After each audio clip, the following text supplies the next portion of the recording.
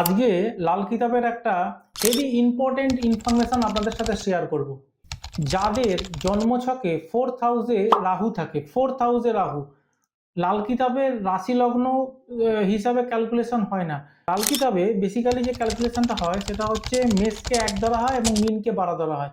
সেই হিসাবে যদি আপনার জন্মছকে কর্কটের ঘরে রাহু থাকে, কর্কট রাশিতে রাহু বসে থাকে, তাহলে আপনার বাড়িতে আপনার প্রতিবেশীদের তরফ থেকে প্রায় নিয়মিত কিছু না কিছু খাবার দেখবেন আসতেই থাকবে, কিছু না কিছু জিনিস দিতেই থাকবে।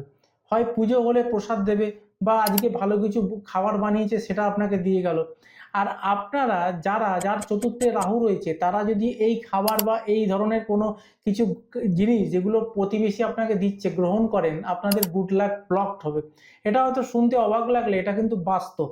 এবং দেখবেন যাদের 4th হাউসে রাহু থাকে তাদের উপর তন্ত্রক্রিয়া বা ব্ল্যাক ম্যাজিকও বেশি আকারে হয়। তাই আপনার জন্মছকে দেখে নিন আপনার রাহু কোথায় অবস্থান করছে, সেই অ্যাকর্ডিং আপনি আপনার প্রতিবেশীর থেকে জিনিস নেওয়া বা না নেওয়ার উপর আপনি ফোকাস করুন। কারণ এই ধরনের information social media first time হয়তো লাল কিতাবের আমি দিলাম। তো এই ধরনের ইনফরমেশনটা আপনার হরোস্কোপের সাথে রিলেট করে নিন, করে নিয়ে বিবেচনা করে এগোতে থাকুন, দেখবেন আপনার লাইফটা অনেক ভালো যাবে।